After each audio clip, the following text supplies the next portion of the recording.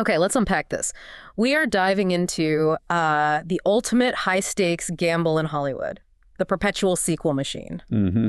We're focusing today on the structural choice a movie franchise makes, when to radically reinvent itself and, seek a new path, versus when to just double down on the same formula, but louder. It's such a critical moment for cinema. Modern franchises aren't simply films anymore. Not at all. They're long-term assets, and I think for a lot of the audience, they're personal cultural milestones. Oh, absolutely. Whether you're navigating the gritty, hyper-stylized world of John Wick, or maybe finding comfort in the expansive magical halls of Hogwarts. Right. These series prove they are truly the escape hatches of global pop culture. Their enduring appeal isn't just an accident. It's definitely not. Yeah. So our mission for this deep dive is to really isolate the structural anatomy of that success. Yeah, we need to answer the question, what specific decisions allow a film series to endure not just for years, but across decades and stay relevant, stay profitable? And we're looking at everything. We're talking strategic evolution, genre leaps, tone shifts, that really careful passing of the torch. And trying to figure out why, in the business of intellectual property, the Hollywood promise of a final chapter almost never, ever means goodbye. So to establish a baseline, let's look Okay. at the foundation. What makes these franchises endure beyond just a single hit? Right. It's a multi-dimensional analysis that goes, way beyond simple box office numbers. Sure, box office prowess is key. We're talking consistent global performance, hundreds of millions per film. But consistency, I'd argue, matters just as much as that peak revenue number. Absolutely. Consistency is the financial bedrock, but you also need that elusive, sort of intangible cultural impact. What do you mean by that specifically? Well, we're talking about series that generate shared iconography. The classic example is, the cultural ubiquity of catchphrases like, "May the Force be with you," or creating characters like James Bond who just transcend generations, transcend actors. That shared fandom is crucial for long-term viability. It's the glue. It is. And most importantly for this deep dive, we have to look at narrative depth. Successful franchises invest heavily in expanded lore, in multi-film arcs that really reward long-term viewership. But maybe the most essential element in the current market is establishing a cross-media presence. The brand has to live everywhere. Everywhere. TV adaptations, video games, retail merchandising, theme parks. Yeah, all of it. It deepens audience immersion and it fortifies the brand against, say, one bad movie. The theatrical release is increasingly just the marketing platform for that whole IP ecosystem. That sets the table perfectly for our central dilemma. When is it time for a franchise to radically change its core DNA? And when is it best to just, stick to the original playbook and turn the volume up? Great question. Let's begin with the greatest modern champion of radical, totally unexpected reinvention, the Fast and Furious saga. This series is just a masterclass in reading the room. And more importantly, executing a bold commercial leap when the original premise had, clearly run its course. Totally. The initial DNA of the series, starting with the Fast and the Furious in 2001, was explicitly rooted in a really specific subculture. Oh yeah, illegal street racing, low-level criminality. Yeah. It was heavily influenced by films like Point Break. And that formula was commercially viable for a bit, but it quickly hit a creative ceiling. The original arc spanned 4 films. All right, you had Too Fast, Too Furious in 2003, then Tokyo Drift in 2006. The one without Vin Diesel, except for that little cameo at the end. Exactly. And then they brought him back for Fast and Furious in 2009. Yeah. But if you look at the numbers, and especially the critical response, you can just see the urgency for a change. Oh, the word mixed is being very, very kind. It is. If we track the critical consensus, that first film was a middling 53% on Rotten Tomatoes. Which isn't great, but it's not terrible. No. But then Too Fast, Too Furious dropped to 37%. And by 2009, Fast and Furious was hovering at a, frankly, deeply troubling 29%. Oh. And commercially, the returns were diminishing, too. The first film brought in about $207 million worldwide. The third one, Tokyo Drift, brought in a series low of $158 million. So the core narrative, race the cars, chase the cars, bust the bad guy, it was just getting utterly repetitive. They realized they were about to be relegated to the direct-to-video bin if they didn't act, and act decisively. So in 2011, they execute this pivotal shift with Fast 5. They kept the cars, they kept the core cast. But they strategically pivoted the entire franchise toward high-stakes heists and international espionage. It was brilliant. They weren't just racing anymore. They were robbing a bank vault out of a building and literally dragging it through the streets of Rio de Janeiro. They moved from a subculture-specific drama to broad, accessible, physics-defying global spectacle. And the market responded immediately and definitively. It wasn't just a commercial success. Fast Five was a critical darling compared to its predecessors. It hit 78% on Rotten Tomatoes. A huge jump. Massive. And more importantly, it dramatically increased the box office, nearly doubling the previous film's take. It brought in over $626 million worldwide. So they weren't just making a slightly better sequel. They launched a different franchise entirely, just using the same characters. And what's fascinating, if you look closely, is what they retained during that radical shift. The driving sequences were still there, sure. But the real narrative tether that allowed that genre leap to feel, I don't know, organic, was the concept of family. Exactly.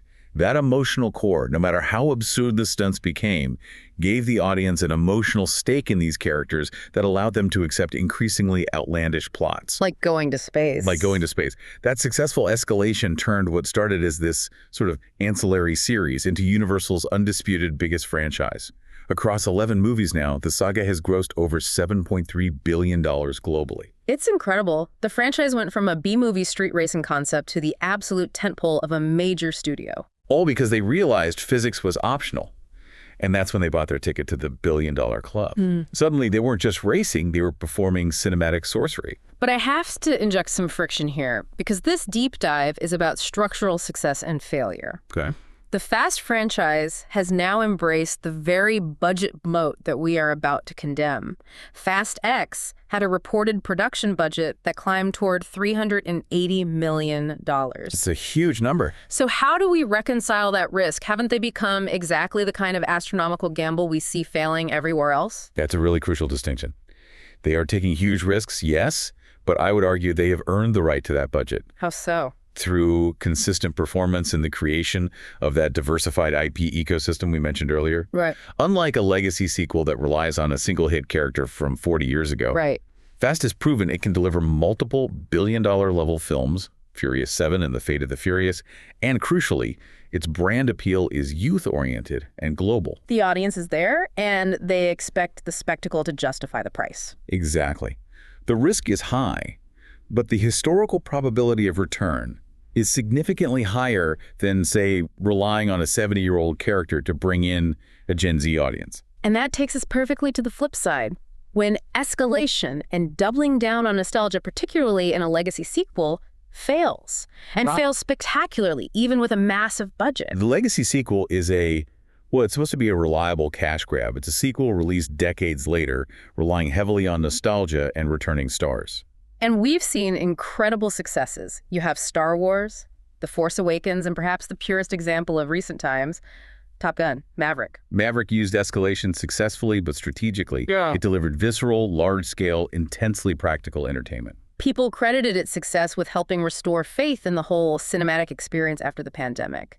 It grossed $1.49 billion globally on a comparatively modest $170 million budget. And they leveraged Tom Cruise's insistence on in-camera stunts, which created a genuine, unmissable spectacle. It felt real. But the shadow of over-escalation and budget bloat is starkly illustrated by one of the most painful failures in recent history. Indiana Jones and the Dial of Destiny. Oh, it's a tough one to talk about. Yeah. It had all the elements on paper. Harrison Ford reprising the iconic role, a legendary name, a decades-long fan base. But the production was just plagued. The failure metrics here are truly historic. I mean, they serve as a massive warning sign to the industry. The budget for Indy 5 reportedly ballooned to over $419 million. An unbelievable number. And that wasn't just the initial cost. That was due to extensive COVID-19 delays, production shutdowns, and incredibly expensive reshoots. And they poured money into high-tech solutions, including that extensive use of CGI de-aging technology to portray a younger Indy. Which a lot of critics found distracting. It often put the character into these action sequences that felt more digital than real, more like a video game. And that cost just created an impossible hurdle, despite that astronomical $419 million investment and the benefit of all that nostalgia. The film only managed to gross $384 million worldwide. It didn't even recoup its production costs, let alone the tens of millions spent on marketing. So that's the key takeaway for studios, isn't it? That $419 million budget was predicated on the IP's assumed universal appeal. Right. They assumed everyone loved Indy as much as they did in 1985. But if the appeal of Indiana Jones isn't there for the younger demographic globally, you're relying entirely on the diminishing returns of an older fan base who may not rush out on opening weekend. Nostalgia, in the end, cannot justify that level of spending if the film doesn't deliver a culturally resonant, unmissable event that feels innovative, not just recycled. And that structural dilemma of how to retire a cherished character is absolutely vital for any franchise aiming for true longevity. Yeah, if a franchise can't innovate its core tone like Fast and Furious did, then it has to find a seamless way to innovate the lead character. And this brings us to what I consider the gold standard for managing that transition, the Rocky Creed saga. A masterclass. It's just a masterclass in how to manage a legacy character's transition from protagonist to mentor. And the emotional foundation of the Rocky franchise, originating with that 1976 Best Picture winner, is built on these powerful universal themes. Redemption, resilience, the underdog fighting the odds. Exactly. That emotional core gives the franchise a tremendous gravity, unlike some, high-concept sci-fi series. So the torch was passed, not just seamlessly, but brilliantly, with the spin-off series Creed beginning in 2015. Which centers on Adonis Creed, the son of Rocky's great rival, Apollo. The genius of the approach was the measured, strategic presence of Sylvester Stallone. He remained as the trainer and the emotional anchor for the first two Creed films. He wasn't the star, but he was the connection. He was the bridge for the audience. This wasn't a desperate cash-in. It was a profound revitalization. The Creed films successfully infused the boxing drama format with complex, contemporary, and often hard-hitting real-world issues. Things like the struggle for identity when living under a legendary father's shadow, the challenges of fatherhood. And, critically, a really nuanced exploration of race and legacy within the context of American boxing. By tackling these heavier themes, Creed gained this fresh, contemporary relevance that, let's be honest, the later Rocky sequels had often lost. And the critical acclaim confirms the success of this structural handoff. The original Creed film earned a stellar 95% on Rotten Tomatoes. And the entire trilogy has sustained that high level of positive, critical, and audience reception. It worked. This success provides us with a crucial structural rule for franchise longevity, I think. Which is? Legacy characters must yield the central stage to new leads, but they have to remain present as emotional anchors for at least 2 installments to guarantee a viable transition. That sustained presence ensures the audience's trust is transferred from the original star to the new protagonist. It's a formal handoff. And the reward for that successful handoff is long-term sustainability and massive future expansion. It confirms the concept's viability. Which is why we now have the growing Creed-verse under Amazon. Yeah. We're talking Creed V, with Michael B. Jordan directing and starring. A standalone Draeger film exploring the Russian boxer's history, which could be interesting. And even a Delphi TV series in development focusing on the professional world of boxing management. That kind of diverse spin-off creation is the ultimate goal of an effective legacy transfer. And even Stallone is now involved in a Rocky prequel series focusing on younger versions of Rocky, Adrian, and Paulie. They're stretching the timeline both forward and backward to monetize that deep lore. But I have to ask, is this Creedverse expansion truly necessary? Or does it risk becoming the exact kind of IP scraping we were just condemning? That is the perpetual risk. Does stretching the emotional, character-driven core of Rocky across a Drago film and a Delphi TV series risk diluting the very narrative impact that made Creed work in the first place? It's a huge risk. The commercial incentive is always to expand until the point of failure. The hope is that by empowering a central creator, like Michael B. Jordan, the narrative discipline will remain. But the problem gets worse when studios resort to reviving what you call B-tier IP, right? Films that just lack the necessary cultural hold. Exactly. And let's define B-tier for the audience. What distinguishes an IP like Rocky from something that studios are now reportedly scraping the barrel for? B-tier IP, I'd say, generally refers to successful films that have strong domestic appeal, maybe tied to a specific time or star, but they lack the essential elements for global or cross-media success. So they have weak international box office potential, limited merchandising appeal. And their central appeal is too time-locked to a specific era. Studios are now looking for legacy sequels to films like Practical Magic or The Devil Wears Prada or Meet the Parents. These films might be beloved, but they are generally not considered cinematic events. and they don't lend themselves well to the repetition and escalation needed to justify modern blockbuster budgets. And this is where genre matters so intensely. Absolutely. Comedy franchises in particular face a steep structural challenge that action franchises just do not. Look at the diminishing returns of the Meet the Parents sequels, Meet the Fockers and then Little Fockers. Right. The central dynamic of Ben Stiller clashing with Robert De Niro was brilliant initially, but by the third installment, critics all noted that the surprise and spontaneity were just gone. That's because comedy relies on surprise and organic human conflict.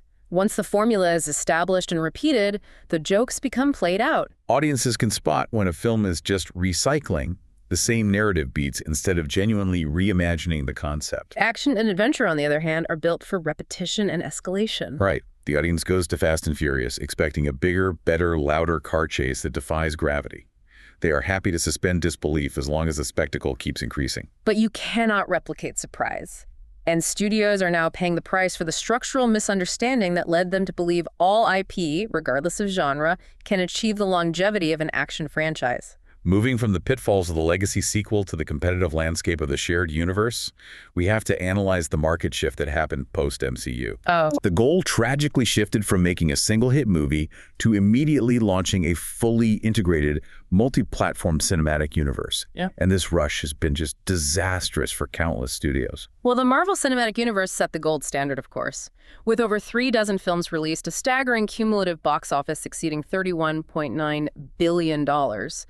It is undeniably the most financially successful film franchise ever. But, and this is a huge but, they built this empire through patience and, crucially, narrative discipline in their initial phases. That discipline is the vital yet often ignored lesson. The MCU did the work to establish each of its characters beforehand in measured solo origin stories all through Phase 1. So this groundwork built genuine audience investment in Tony Stark, in Steve Rogers, in Thor as individuals. The audience was invested in the people first. The result was that the culminating crossover, The Avengers in 2012, felt genuinely earned. It wasn't forced connectivity. It was the ultimate payoff. And it launched with a massive $1.5 billion global take. And that success made every subsequent solo sequel feel more intriguing, because audiences were excited about the connectivity, not obligated by it. Once that blueprint was revealed, though, other studios tried to shortcut the process. They rushed to replicate the outcome without doing the foundation building. And this systemic error-forcing connectivity prematurely led to some monumental failures. Let's detail some of those cautionary case studies. A prime example is Guy Ritchie's take on King Arthur, Legend of the Sword. Right. This was explicitly announced as the foundational first chapter in a 6-film medieval epic. They had planned spin-offs dedicated to individual knights of the Round Table, like Lancelot and Percival. And that universe died immediately upon entry. It faltered so severely at the global box office that all subsequent plans for the 6-film saga and the spin-offs were just immediately scrapped. It was a historic bomb, demonstrating the utter danger of mapping out a massive, multi-year, interconnected universe before the first chapter has proven itself viable. Or created any genuine audience goodwill. Universal tried a similar approach with its famous monsters, attempting to launch the dark universe. And they tried to prioritize the universe concept over the individual film quality. We saw this manifest so disastrously with The Mummy in 2017. Right. They famously tried to shoehorn connective tissue, like that secret organization that monitored all the monsters, directly into The Mummy's plot rather than letting the film just stand on its own as a compelling action horror story. And the film was critically panned and it bombed, ending the dark universe before it even really started. The risk is clear. Forcing inter-studio connectivity mandates a level of creative uniformity that often just crushes the unique voice required for a successful solo film. And we see this competitive pressure also manifesting in the Sony Spider-Man universe, the SSU. They have the rights to many classic Spider-Man supporting characters, but because of licensing complexities, they've struggled to integrate the iconic hero himself into their universe consistently. So Sony focused on anti-hero and villain spin-offs. And while Venom managed to be a box office hit largely due to star power and a surprising amount of camp fun. The later entries just demonstrated the glaring issues of a universe centered on villains without the light of the hero to define them. Oh, the critical failures of films like Morbius and Madame Web were significant. They were criticized for baffling creative decisions, poor tone, and just a lack of clear purpose within this supposed shared world. Morbius became an internet meme for its poor reception. Madame Web suffered a disastrous critical score and a box office flop, Which led Sony to quietly shutter many of its planned spin-offs. The disastrous Kraven the Hunter was reportedly just scrapped entirely from future plans. So the problem with the SSU wasn't just bad films. It was a systemic issue of trying to build a shared house by starting with the gutters and hoping the foundation would magically appear later. You can't succeed by focusing solely on peripheral characters, no matter how famous the Spider-Man brand is. This highlights the absolute value of narrative discipline, which brings us to the new structure being implemented at DC under James Gunn. And the previous DCEU was notoriously described as a narrative mess, due to wildly inconsistent storytelling and significant tonal whiplash across its entries. The problems were acute. We saw films like The Flash flop massively, becoming a staggering $330 million box office failure. And you had tonal extremes that just confused the audience. You had the camp, colorful style of Suicide Squad clashing violently with the attempted serious, quasi-mythological gravitas of Wonder Woman. The audience couldn't trust the brand to deliver a consistent experience. So James Gunn's counter-strategy for the new DCU, which started with Superman in 2025, represents a radical departure based on the lessons learned from all these other failures. And that film was the highest-grossing superhero film of 2025, showing immediate positive momentum for the reboot. Crucially, Gunn's plan is plotted in advance with a comprehensive Bible to ensure consistency across the universe's timeline, characters, and major plot points. But the genius of the counter-strategy is that he is committed to encouraging individual creative voices, allowing directors and writers to use their own unique styles.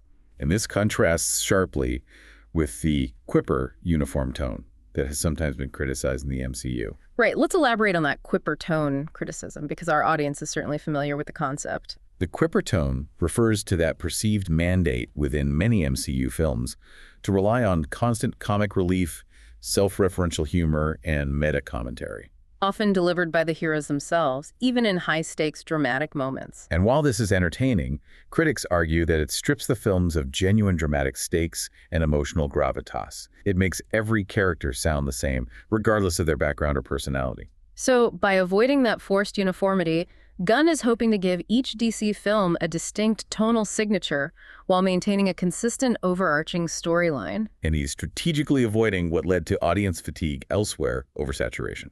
That is perhaps the most disciplined move of all. Gunn has pledged to cap the number of DCU projects released each year to give titles breathing room, acknowledging that the constant, rapid-fire output of a shared universe can actually dilute the value of the brand. He understands that making an event feel like a genuine event requires scarcity and time for audience anticipation to build.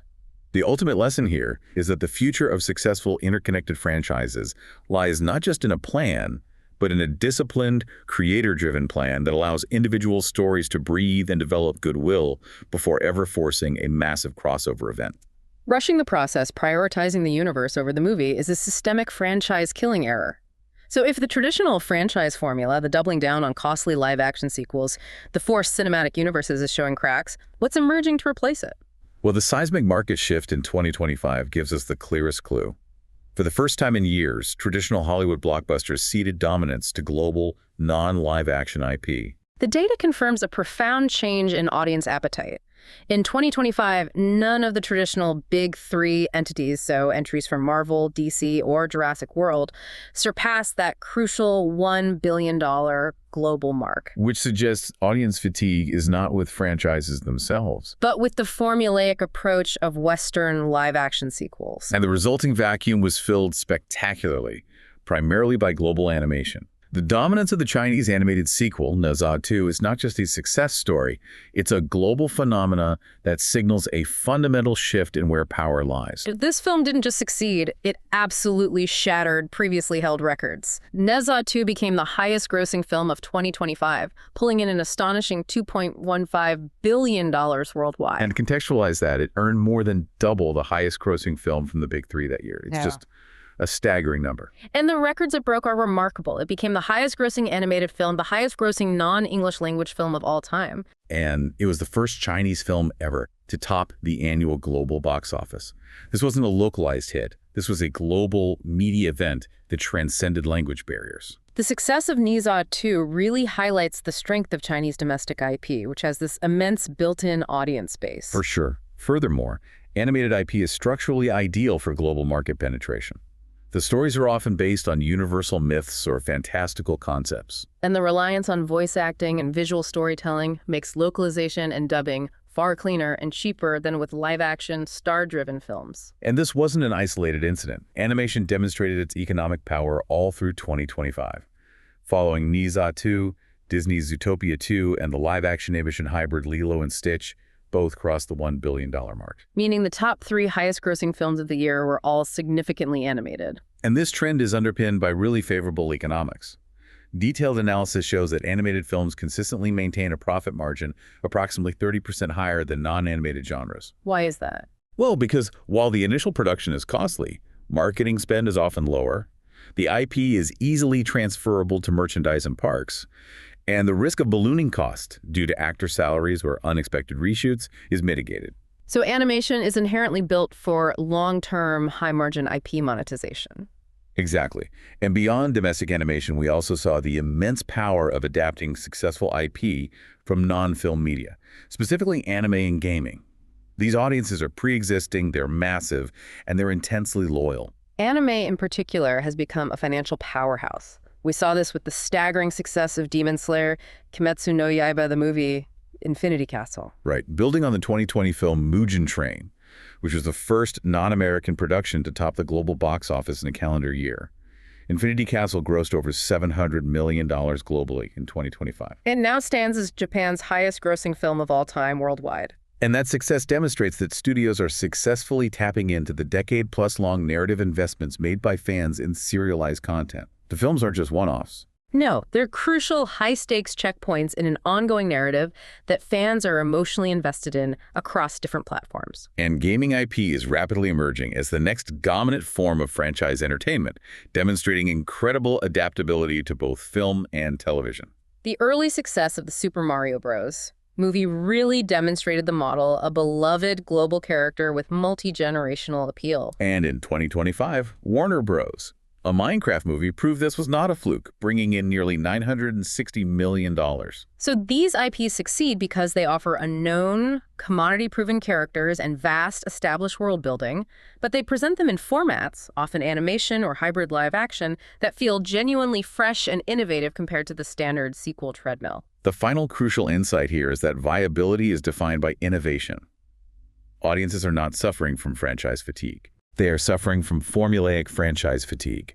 They are actively seeking out innovation, whether that's in a completely different genre like global animation or in a different media type like anime or video game adaptations, over the constant recycling of the same old characters in the same tired Western genres. They are demanding a better reason to show up than just nostalgia.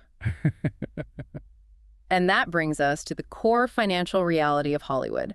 When a franchise becomes a successful, self-sustaining ecosystem, narrative finality is almost always outweighed by commercial sustainability. Oh, always. When a brand is built to last, the ending is just a suggestion, or, more accurately, a cliffhanger designed to generate more content. The Fast and Furious saga provides the most perfect contemporary lens for this analysis. Commercially, it's one of the largest franchises ever, having grossed over $7 billion.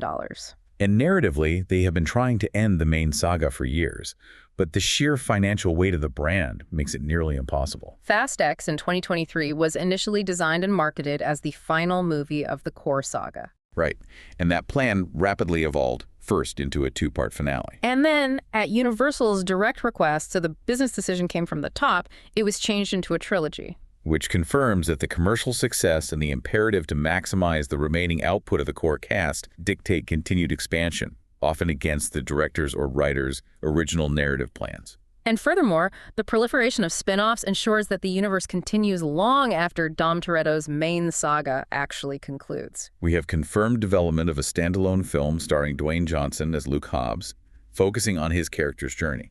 There's also a planned film focusing explicitly on the female characters of the Fast and Furious universe. The engine never stops running. It's perpetually expanding because the entire structural ecosystem is designed not around annual film output, but around monetizing the intellectual property over a 50-year horizon. And this is the critical economic shift listeners need to understand. Franchises are built for long-term IP monetization, where retail revenue licensing, merchandising, parks often dwarfs box office receipts. The film itself is increasingly viewed as the largest, most expensive global marketing event for the brand. We see this clearly with enormous franchises like Harry Potter and the MCU. Merchandising is not an afterthought. It is the profit machine. Think about the complexity. We have bespoke Lego sets tailored to specific scenes, massive ongoing jewelry collaborations like Pandora's expansive Marvel collection, And Fossil's licensed Harry Potter line. These retail sales generate billions and are essential for fortifying the brand's resilience against box office flops. And then you have the theme park attractions, which function as extremely versatile, high-margin, and perpetually refreshed revenue sources. Look at Universal's success with Fast and Furious, Supercharged, which acts as an immersive extension of the films. Or the massive profits generated by the wizarding world of Harry Potter, which generates revenue streams for the IP holder years after the films conclude. That demonstrates the immense power of embedding the IP physically into real-world entertainment spaces. So this diversified ecosystem merchandise, video games, theme parks, and TV spin-offs makes ending the brand a financially undesirable business proposition, regardless of any narrative completion. It simply doesn't happen unless the initial investment failed spectacularly, like King Arthur or Indy 5. So if the main saga itself has to conclude, studios have developed these sophisticated narrative expansion techniques to stretch the source material perpetually. All to ensure the audience remains engaged and the IP stays active. The most obvious and successful technique is splitting final source material into multiple films. This maximizes box office returns on that last wave of hype. You create 2 large paydays instead of 1. This happened famously with the final installments of Harry Potter and the Twilight Saga. It's a business decision masked as a necessary narrative expansion. Or, if the main story is truly exhausted, you pivot to prequels. Right, like the Fantastic Beasts films, which focused on historical figures and events only referenced in the original Harry Potter books. This tactic allows the brand to continue using established lore and character names while setting the action safely in the past. And it avoids continuity issues with the main story. We also see television used as a mechanism for expanding the narrative without the pressure of a blockbuster budget. The Rocky franchise are using this, with the prequel television series focusing on a younger Rocky, Adrian, and Paulie, which explores the characters' backstories before the events of the original film. This keeps the IP current while satisfying the core fan base's appetite for deeper lore. And finally, the crossover event, perfected by the MCU, allows separate worlds to collide. This is a brilliant structural trick that ensures fans of 2 different sub-franchises, say the fans of a solo film like Iron Man and the fans of a group like the Guardians of the Galaxy, are compelled to buy tickets to the same central unifying film, boosting the overall box office and setting up new, intertwined plot lines for the future. All these techniques guarantee that the investment in the original intellectual property never truly expires. So let's quickly recap this deep dive into the anatomy of franchise viability. We analyzed how radical reinvention saved the Fast and Furious saga, pushing it from street racing to global espionage. While the failure to strategically evolve crushed the astronomically budgeted Indiana Jones and the Dial of Destiny. We identified the structural rule for the seamless legacy transfer, exemplified by Creed taking the core emotional themes of Rocky and updating them for a new generation. And we contrasted that with the diminishing returns of B-tier legacy sequels, particularly in genres like comedy that just cannot sustain repetition and require surprise. We discussed the pitfalls of the rush to universe syndrome, noting how systemic failures like King Arthur and the Sony SSU show that forced connectivity without foundational goodwill is destined to fail. But we see a more viable future in James Gunn's DCU, focused on narrative discipline, creator voice, and crucially, avoiding market oversaturation. And finally, we witnessed that major market shift in 2025, where global animated and non-film IP, particularly the record-shattering Naza 2 and the immense success of gaming adaptations, replaced the dominance of traditional Hollywood blockbusters, proving audiences are demanding genuine innovation over predictable recycling. So the final comprehensive takeaway for you, the listener, is clear.